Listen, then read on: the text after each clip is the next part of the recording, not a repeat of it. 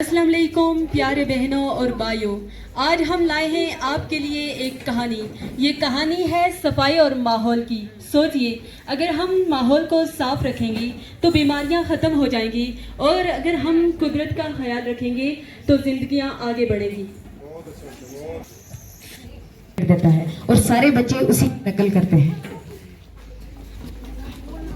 आपने ऐसा क्यों किया? कागज जमीन पे क्यों फेंके? डस्टबिन में क्यों नहीं फेंके?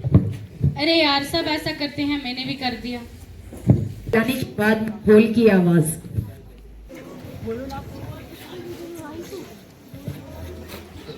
अरे ये कचरा मुझे तकलीफ देता है। जमीन गंदा, गंदी, आसमान गंदा, हवा गंदी, पानी गंदा। इन पर नहीं, डस्टबिन में डालना चाहिए।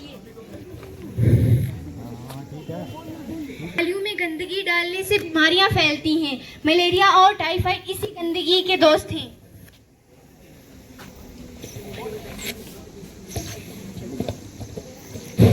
अगर हम माहौल को साफ रखेंगे तो क्या होगा?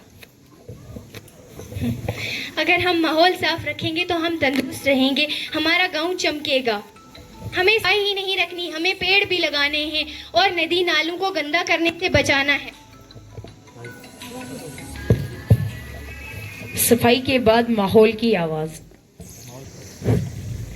जब तुम मुझे साफ रखोगे, मैं तुम्हें साफ हवा दूंगा, मीठा पानी दूंगा, हरियाली और खुशहाली दूंगा, बीमारी से बचाऊंगा।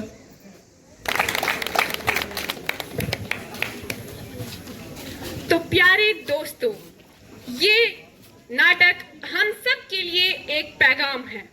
इस नाटक से हमें ये पैगाम मिलता है कि हमें अपने माहौल को, अपने इर्द गिर्द की सभी जगहों को साफ रखना चाहिए। तो आइए आज हम सब ये अहद करते हैं कि हम अपने घरों को, अपने गांव को, अपने पास की नदियों नालों को साफ रखेंगे। हम साफ, हमारा भारत साफ। हम साफ, हमारा भारत साफ। Green India, clean India. Respected staff members, dear students, good afternoon to all. स्वच्छता पर्व के इस आज के दिन में हम लोगों ने एक स्किट प्ले किया, हमारे बच्चों ने स्किट प्ले किया। फोकस था जो आज का सैनिटेशन एंड एनवायरमेंटल स्टडीज़। ठीक है जी, सैनिटेशन का भी ध्यान रखा और एनवायरनमेंट का भी ध्यान रखा। अब कभी कभी हम लोग, ऐसा है जब कभी कोई हादसा हो जाता है, जब स्लाइड आ जाती है, नेचुरल डिजास्टर, क्लाउड बर्स्ट हो जाता है, और उसके बाद एक अपने आप को मोटिवेट करने के लिए कहते हैं कि चलो ऐसा हो गया, कोई हमसे गलती हो गई, तो उस गलती का एनालिसिस हमको करना है। वो गलती क्या हुई कि हमने नेचर के साथ, कुदरत के साथ, जिसको आप गॉड कहते हैं, कुदरत कहते हैं, उसके साथ छेड़ा छेड़ी कहीं ना कहीं हमने की होती है। तो न्यूटन का थर्ड लॉ वहाँ भी लगता है, वहाँ भी एक्शन, जो भी एक्शन करेंगे उसका रिएक्शन होगा। तो अब जैसे जो क्लाउड बर्स्ट है, ये नेचुरल प्रोसेस है, ये तो होना ही होना है, बारिशें भी होनी है, मगर उसके नुकसान जो होते हैं वो मैन मेड होते हैं।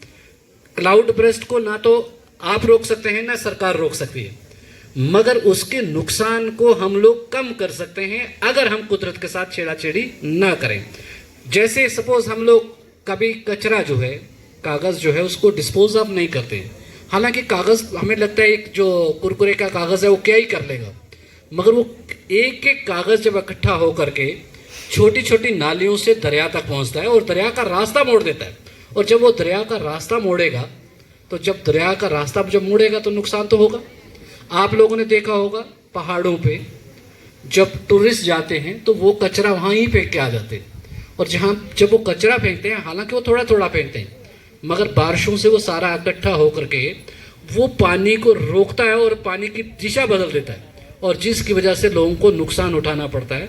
तो ये कुदरत की एक तरफ से एक मैसेज है कि आप कुदरत की कोई भी चीज़ जो है ऊपर, गॉड की गिफ्ट जो भी है, उसके साथ छेड़ा छेड़ी